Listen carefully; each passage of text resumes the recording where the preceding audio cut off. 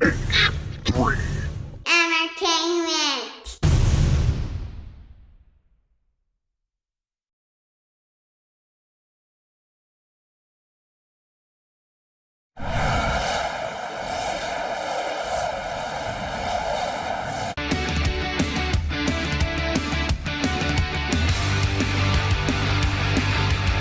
Welcome to Business Over Beer, where entrepreneurs, small business owners, and people passionate about what they do bring us their stories and their favorite beer.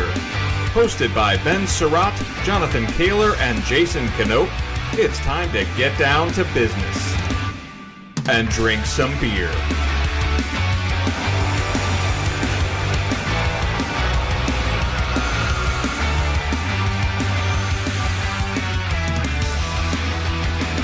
Hello, everybody, and welcome to another episode of the second biggest podcast in the Pacific Northwest. That's right, you are listening to the Business Over Beer podcast. We are still on the heels of those pesky Sasquatch hunters, but I have a feeling, a belief that this episode will bring us on top of the mountain and we will reign supreme. Welcome, everybody.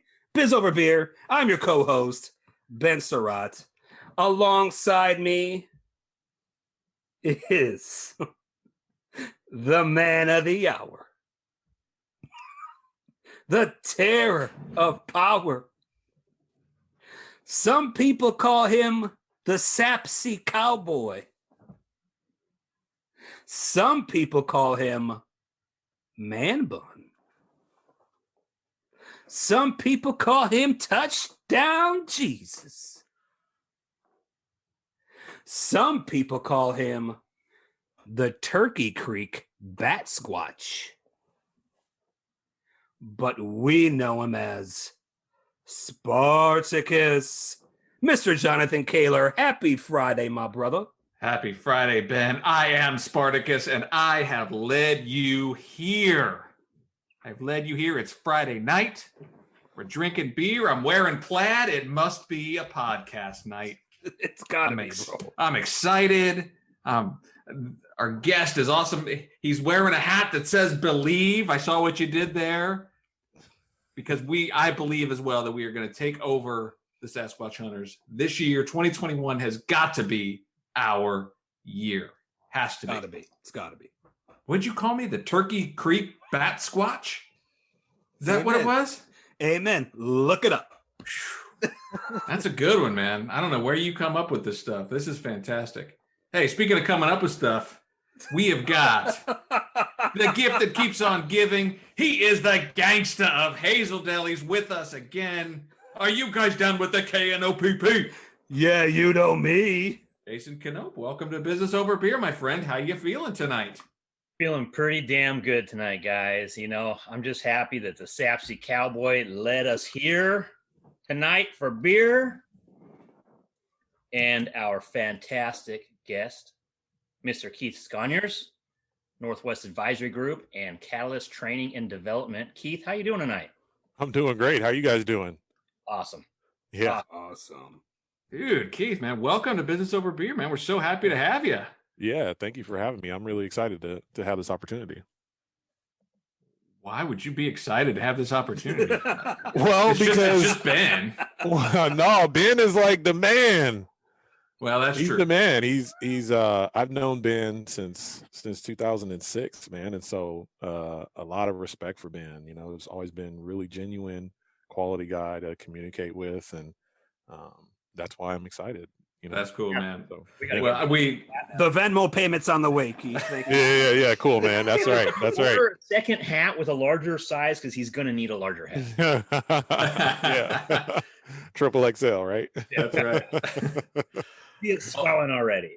Yeah. Well, fantastic, man. Well, you run Northwest Advisory Group and also the Catalyst Training and Development. Yes. I can't wait to hear all about your business. That's where we typically like to start. So why don't you give us sort of the 50,000-foot view of your businesses and kind of what you're into? Yeah, so a handful of years ago, I got involved in the payment processing industry. That was back in 2014, and it was an industry that I took a stab at after being in the financial planning space for about a year. And when I went to work for this very large payment processing company, I didn't update my social media profiles right away because literally for about 6 months I hated it, right? Because it was one of those industries where it felt like I had to sell something, like, or I wasn't really worth anything. It's the industry where it's like there's so much pressure to go out and just sell, people payment processing solutions. And I really hated it for about 6 months until I realized the experience that other businesses were having. And that's how I got involved in the industry. So found a reason to stick around. And then a handful of years ago, about 4 years ago, I started Northwest Advisory Group to be able to continue that work, because I got to the point where I didn't want to work for that company anymore. And so I got to the place where I wanted to do it for businesses and do it under my own brand. So that's what Northwest Advisory Group is primarily payments and software and things of that nature for entrepreneurs. And Catalyst Training and Development is a training and development company that primarily helps athletes transition into business after sports. Oh man, that's awesome. Well, I love what you're all about, and I can't wait to get into all of that because Yeah. you're on a very clear mission. It's very clear what you're all about from knowing you a little bit the way I know you, and what Ben has talked about, and obviously looking at your websites, and it's very clear what you're all about. I can't wait to get into that. But this is the Business Over Beer podcast. This is the beer portion of the program. Mm-hmm. We ask all of our guests to bring a beer to share. Keith Sconiers, have Yes. you brought us a beer to share? I have, and this isn't the mystery beer, right? This is my own beer. This is your beer. Yes, This sir. is my beer. I'm having the Chicha Brewing Pale Especial Mango Pale Ale. What? Yes. You cheated. I cheated. Oh, he called it audible. That's right. Oh, he cheated. Whoa. Yeah. Well, what did you give us to share? Yeah. That's a lager. That's a Mexican lager, right? The Chica Brewing Sheila? Chicha? Chila. Brewing. Right, so the brewery is pronounced, you said Chicha? Yes. And the beer is Shayla. Yeah. So why Shayla. did you pick this beer from this brewery? Because they have a great story. They're the first Mexican brewery in Oregon, if not even broader than that. And not only do they have great beer, but they have amazing food as well. So it's one of those places that you can go and have a great food experience, but also have a great beer experience as well. Oh, that's incredible. God, Yeah. I can't wait to get into it. I see what you did there. So you showed the variety of beers they make. Yes. Oh, no. I know what you're doing. Yeah. Boy, that's awesome. Do you know how long they've been in business for? Gosh, they've been around as Chicha for probably about 4 years now. Yeah. Really, 4 years? Yeah. 4 to 5 years. And they also own Pura Vida, which is out in McMinnville. Yeah. So, and they've been around even longer. So probably about 10 years there. Hey, Canope, I don't know if you noticed this, but it should be paired with tacos de barbacoa. Yeah, Which I know you hate. Oh, can't stand them unless I have 5 or 6. Ben was supposed to read the label and bring the tacos, but Ben, you were supposed to bring I don't know. tacos? Yeah. All right, let's get after it. Prost, gentlemen. Prost. Keith, thanks for joining us, my man. Yeah, Thanks, absolutely. Keith. Absolutely.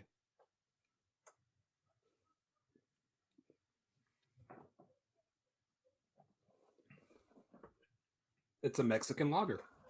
Yeah, I mean, the first thing that is interesting about it is it's almost like a hazy lager. Like it's not. Look at that. It's not super clear like a lot of lagers you have, and it's not very abrasive, which I like. It is super refreshing. It's easy drinking. I mean, Mexican lagers aren't really my thing, but the abrasiveness of lagers can really get me, and this one doesn't have that. It's pretty mild. Yeah. Oh man, look. I think the universe is telling us something because we had Taco Spaceship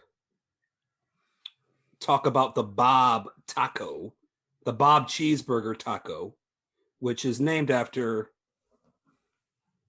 the Bob. And now we have the Mexican lager that says on it should be paired with tacos, right? And we recently did a live stream from Barlow's Brewery in Vancouver, and he was talking about his taco truck. Oh, that's that he was right. going to have on next. site. That's right. Oh boy, Keith, we have another project on our hands. Do we? maybe Business Over Beer is the official podcast for tacos everywhere. Oh. Can I sample? I'd be the taste tester. Yeah. I'm sure you would. I'm sure they have some amazing tacos at Chicha as well. So Well, I would love to have I'm them. not saying that we should have an episode there, but I'm saying that there's got to be a way to incorporate their beer and some tacos in the next couple episodes or something. That would be unreal. Well, if you know people that I was going to say. I'm not saying I can make anything happen, but I'm saying that you never know. So, Keith, I don't usually start my question with like a history, but I think people want to know the history of. Let's give people a history of how we met back in 2006. Sure. Yeah. And what were you doing in 2006? In 2006, I was finishing school at Portland State. So I finished a little bit early because I had a medical red shirt year. So by the time my senior year came around, I was already done with most of my coursework. So you were a medical red shirt? What? Basketball. So I tore ACL at Portland State. I played basketball there. And because I pretty much had finished most of my coursework by the time my senior year had finished, I was pretty much looking for work in March, right? And what that led to is while I was out on a trip, basketball trip, my girlfriend had met some guy that was in the mortgage business that was with U.S. Funding Group over on the Vancouver side.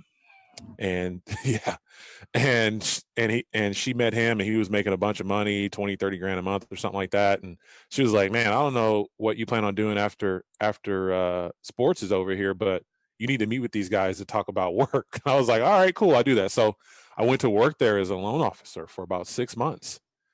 And that's how we met, because they were like, they didn't provide any real training whatsoever, but they were like, hey, you should go to banks, right? And you were working at, what was it, Sterling? That's right.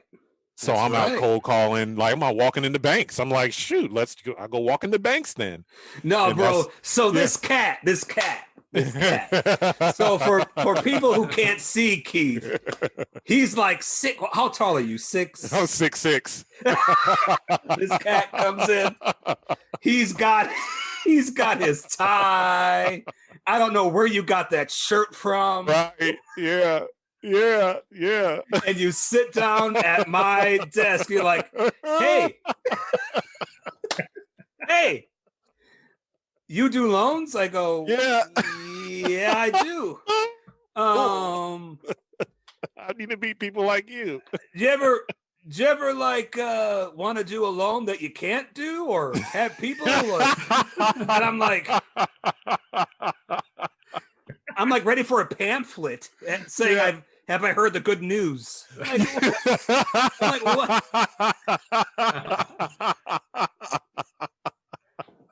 But we connected and I laughed. I mean, I laughed. And we were just having a good time. And Keith just kept showing up, and we would do lunch together, and we would just, and finally we did a deal together and it worked out. I mean, and and we just, but it was before I met him before my beautiful wife, Angela, got married. Before we were married. Yeah. And to see where you were then to where you are now is just like, it's incredible that I'm along with that journey. And we've kept in touch weirdly, weird stuff. Yeah. I've met you, we'd see each other like, hey, Keith, what are you doing here? But we'd always pick it up. Yeah. The one thing I always, and I want to get to it, is your hat believe. Yeah. You've always believed in who you are, but greater than that. Can you kind of explain about believe to you, what that means to you? Yeah. I would say that for a long time, it was just like hope, right? Like it really wasn't believe, right? It was just like, I'm not going to quit, like sleeping on the floor or getting fired again or taking a job at some other place that I shouldn't have taken, and just feeling like really just embarrassed a lot of times about things. I was just like, I'm just not going to quit. I'm just going to keep going. And so, because I would drive by these buildings and I would just think about weird stuff. I would drive by a building. I'd be like, wow, somebody built that building and it looks great. Or somebody went to the moon and they came back. Right. And I'd be like, I know that as hard as it is for me right now, I'm going to figure this thing out and I'm not going to quit. So it was just believing that there was something that I could figure out. Like I could figure this out eventually if I just don't give into it, don't give into the voices, right? Like there's the voice in you that says, oh man, don't try it. Don't do it. Just go and be happy that, just be happy. There's a thing out there is like, oh, just be happy you have a job. Well, like that's cool, but I have to believe that there's a way for me to become the kind of person that was there for me as a kid growing up. Right. Like I have to believe that I can become that kind of person for somebody else. And so that's what the belief was really all about. Like not giving in to the voices that say quit or just be satisfied with just good enough. So that's where that comes from me. Love that idea of hope versus belief. Yeah. Hope is an important word. Hope is a good word. Hope is a positive word. But I never really thought about the fact that belief is more of an active word.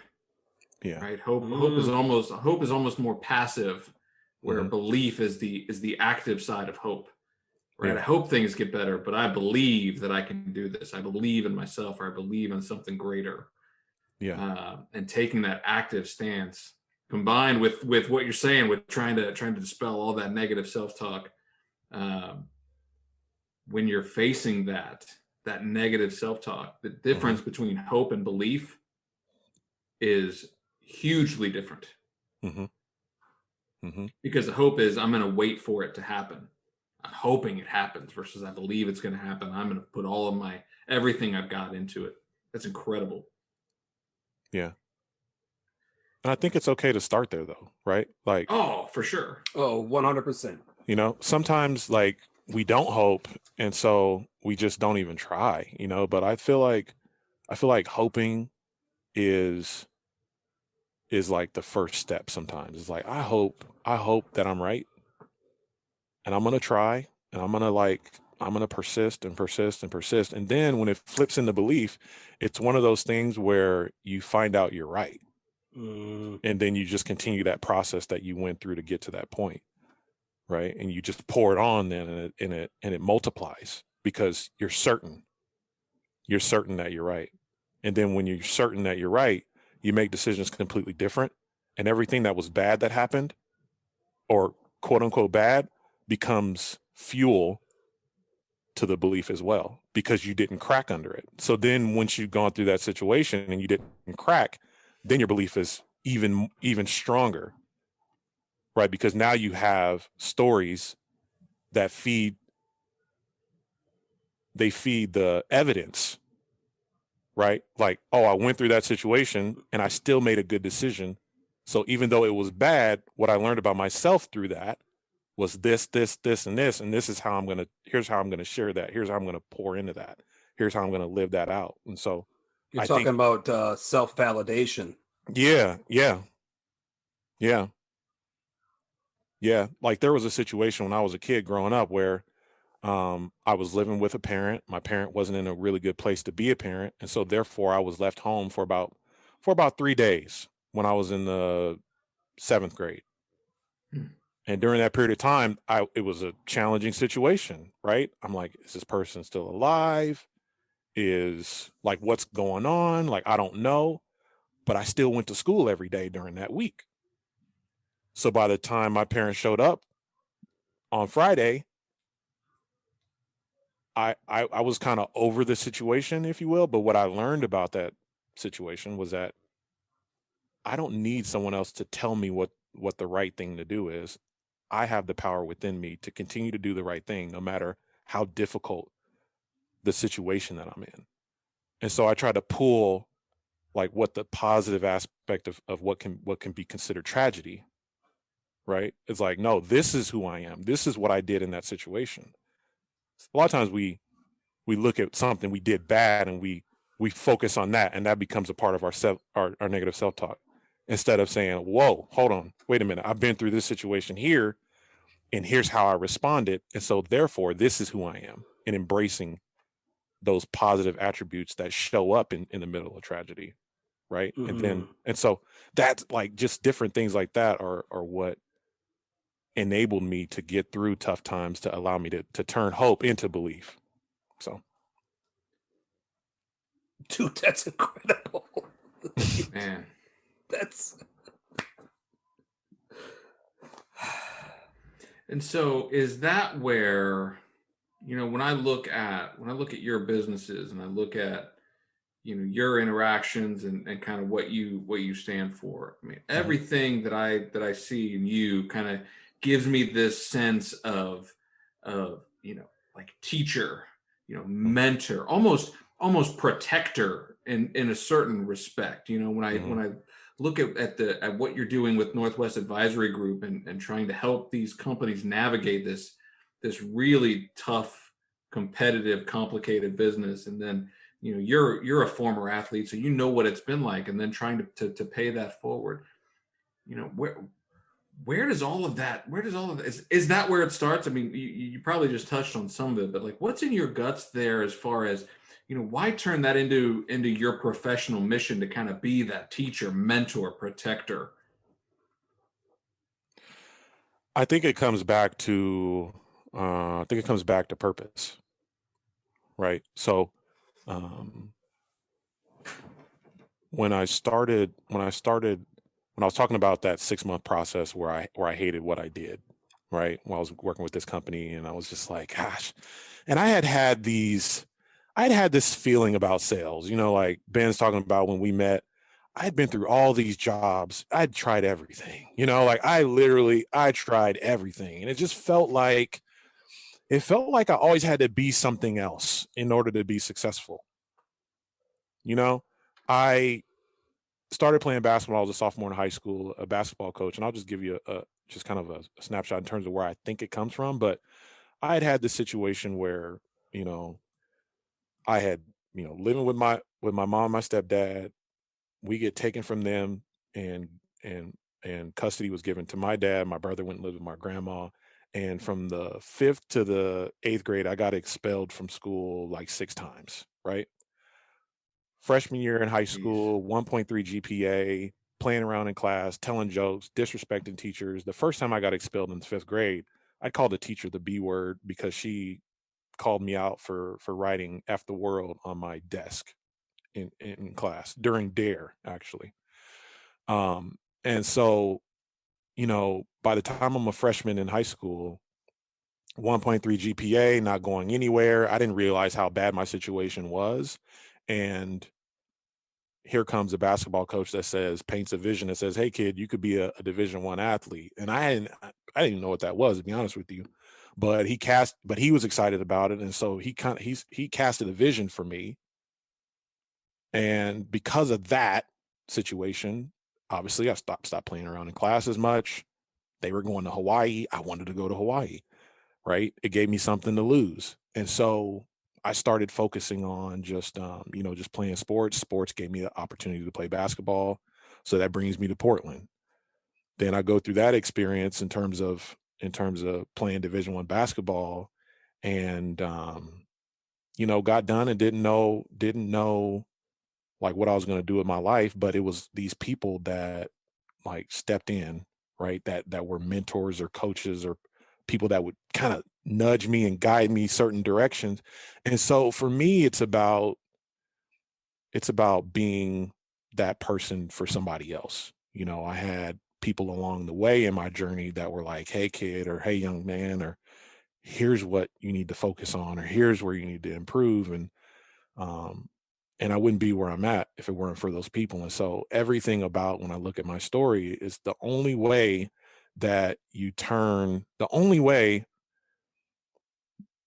you find value in the painful experiences you've had in life is if you actually do something with them. Right? Like if I had the situation with my parents and potentially going through the system and like all this stuff and never do anything about it, then it's just tragedy that I just have to sit with. Right? If I just suffer from playing Division I basketball and then being lost after like most athletes and I never do anything with it, then it's just tragedy that I just have to live with, that I potentially just have nightmares about, which I have had, right? And so where it comes from is the only way that I reconcile the challenges that I had to go through as a kid growing up is if I go be what other kids that are in my situation that I was in when I was a kid, if I go do something about it. So I'm very clear about why I serve entrepreneurs. The reason why I serve entrepreneurs is because when I was running the streets with my parent and just being at-risk kid, and it was the entrepreneurs that hired my dad that would pay me $5, $10, $20 here and there to keep me out of trouble. That would be like, hey, here kid, here's $20, paint this fence, or here kid, here's $25, pick up this wood, here kid, here's something to eat. I know you don't have anything to eat at home, or, treated me with respect. And so I serve entrepreneurs not because I care a whole lot about credit card processing, because I really don't. I understand it, but I do it because it's almost a way as me like giving back to the people that looked after me when I was a kid. Right. And so everything that I do is about analyzing and dissecting my story personally so that I can sell myself on why I'm going to do something, because in and of itself, I'm not really all that attracted to credit card processing. If 100% of the providers were honest, called their customers back, treated them right, there would be no need, because everyone is already taking care of entrepreneurs in the way that they should be taken care of. But the reality is that they're not. There's a lot of dishonest people in this space. And so a great deal of what allows me to wake up and go serve entrepreneurs is because they looked after me when I was a kid. Right. And so that's where that protector mission story comes in at. It's very personal for me. It's not about just, signing up another merchant account, right? It's not about putting somebody in a bad contract so I can make 20 grand and go to the beach with my family. It's about these people put everything that they can on the line every single day to provide for their community and their employees and their family. And my opportunity is to step in and be for them what in a lot of ways entrepreneurs were for me when I was a kid, on the verge of going absolutely nowhere. Holy shit, Keith. I am absolutely blown away. And what I love the most about that is you found a way to take your story and to do more with your community than just you could do as one individual. Yeah. Right? You're saying I can do this much as an individual, but you know what? If I pay it forward to all of these other people, then we really do build the community up. Yeah. That is absolutely incredible, man. Kudos to you. That's Yeah. fantastic. Thank you. Thank you. Because yeah, payment processing sucks. That's a terrible business. Yeah, I mean, people Awful. seriously, I agree, man. It's like, and the thing is that people are like, oh my gosh, like you have the best job. Like you sign people up and then you literally ride off into the sunset and you get paid on it forever. It's like, no, dude, like you have no idea. Like to do it the right way is hard like any other business, like you grind from the time you wake up or, like stuff happens and you have to like, you're either going to be, like you're either going to do the right thing or you're going to be like everybody else, and if you're going to be like everybody else, you can't expect to have any different results, and for me, I went from being a kid that was cursing teachers out to wanting to actually add value and to do something positive in my life and help and be a part of helping somebody else do the same thing, and the only way you do that is by doing the hard stuff, is by showing up when it's just freaking inconvenient, man, when it's Saturday and something went wrong and your customer needs your help, right? The only way you get respect, it's not by like showing up and having cool words and all that stuff. It's like paying the freaking price. When I started my company, I wasn't in the financial position to do it. So I freaking drove Uber and Lyft late at night with a freaking hoodie on, as if somebody didn't know that I'm like the only 6'6" black dude in Portland, like driving around. You know what I mean? Like, dude, we know it's you, Keith. Like, take the freaking hoodie off, bro. Like, we know you're out here at 2 a.m. driving people around in an Uber because you don't want to put people in contracts that you wouldn't sign yourself, but like, it's the hard stuff. Like you can't have people like, we want confidence. We want to feel great. We want to like chase our passion and all this stuff, but you got to do the hard stuff. The hard stuff is telling your customer, I screwed up. Here's $2,000 because I'm going to fix it. And then going and figuring out how you're going to get it. All at the same time, like be able to look your family in the face and know that you did the right thing, and look yourself in the mirror and do the right thing. Right. So yeah, 100%. That's my tangent. It's a good one. I mean, I've seen firsthand, not a client of mine, they had signed this agreement and they had these leases on this equipment, and it was leased from one company through another company. Yeah. And they signed on the dotted line, but for some reason the iPad went blank where they were supposed to sign at.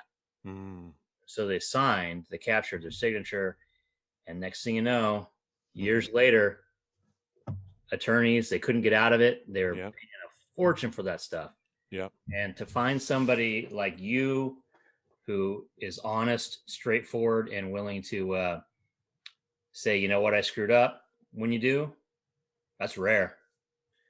Keith, I don't understand why didn't they just call the attorney general? I mean, this is a highly regulated industry, right? Yeah, I mean, the attorney general gets thousands of calls, and the reality is that the people that put these contracts together are like the people that run like Robin Hood. Like they have ways of getting stuff done, and just business owners aren't protected by the same protections like consumer protection. It's a completely different category, and the attorney general is just not going to do anything with it. Any insight as to why there isn't any consumer protection or business protection in this particular industry, especially as closely tied to the financial services industry as it is? I mean, you see banks, they spin off payment processing arms of their business, right? Like they are banks who are highly regulated, are in this business. Any insight as to why that is? That's a great question. But even when you look at banks are the ones that make millions and trillions of dollars every single year, issuing free debit cards and credit cards to their customers and making business owners pay for it. So in terms of, whether that's fair or not, I mean, I can't tell you why it's not something that's more regulated. But if it were, I mean, I'd sign, I'd push for it, but it's not something that they have any interest in protecting business owners with. I want to go back to small business owners and entrepreneurship and stuff. Mm-hmm. One of the first people that I talked to when this whole thing happened, besides the dudes here, Canope and Kaler, was you. Mm-hmm. You remember that conversation? I don't. We talked about pivoting. Yeah. Okay. And we talked about small businesses pivoting and entrepreneurs. Remember that now? You remember Yeah. Talking about when the pandemic started. when I'm sorry, when the pandemic started. Yeah. Okay. Yeah. Got it. And you were one of the first people that I talked to. And because I knew you worked with a lot of small business owners, and your advice, I don't know if you remember, but it was like, I care for the small business owners who just found out now that you need to be able to call an audible in the middle of a play.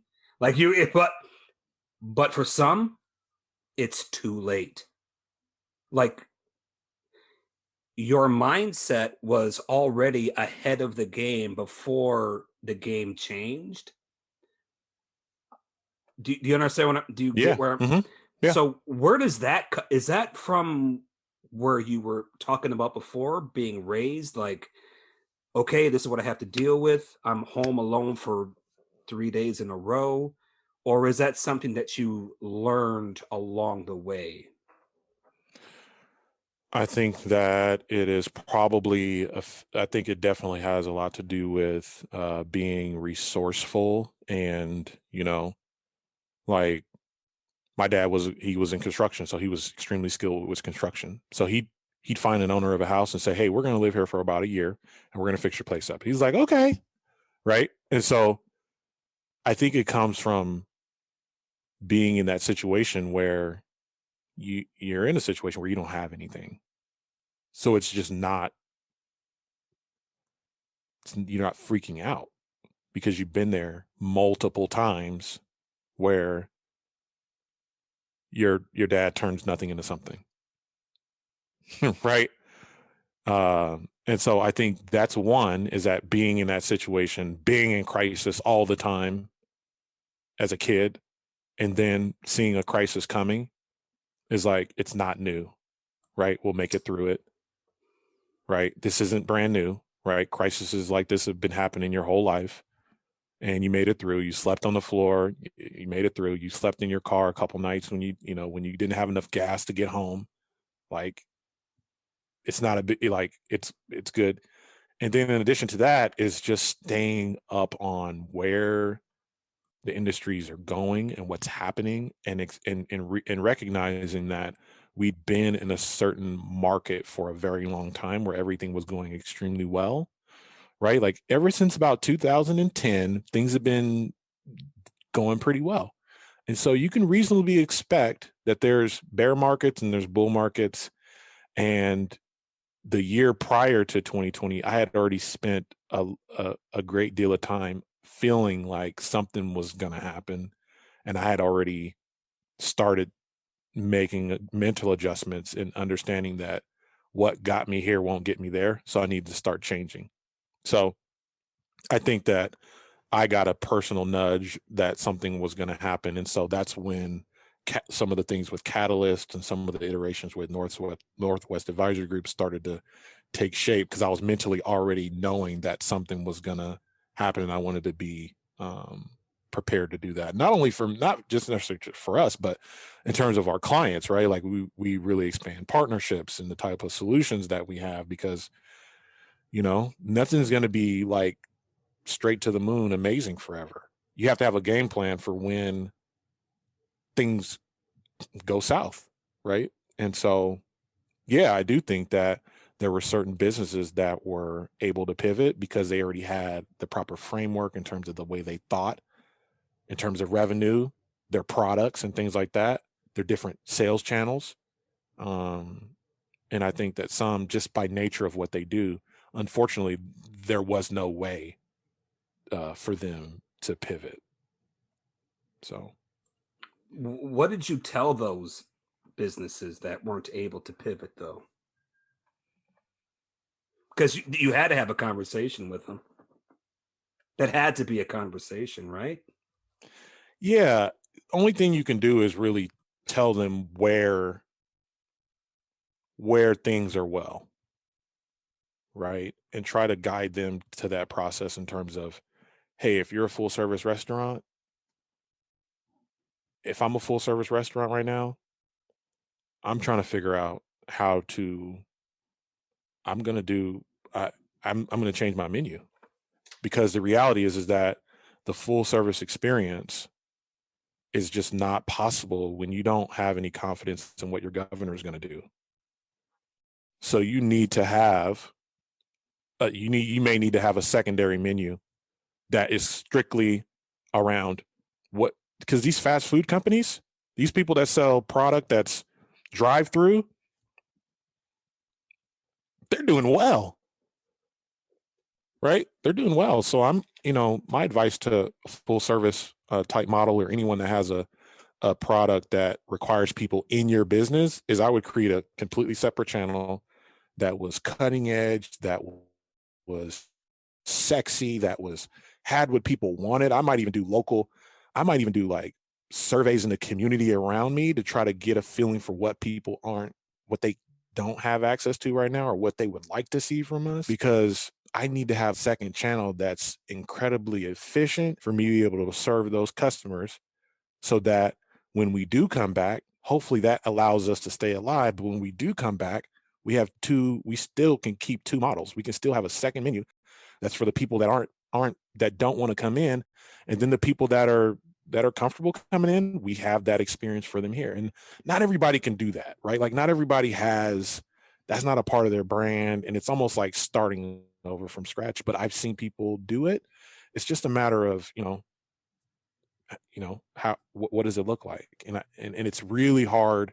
It's really hard to do that when you're in the middle of a lot of uncertainty. But, if it's possible, that's what I would recommend.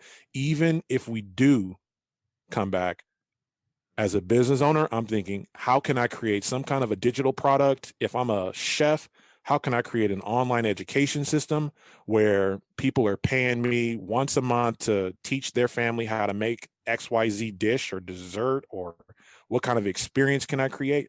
Because that's an additional, if that's an additional $2,000-$3,000 a month in just education, then that's $40,000 a year, right?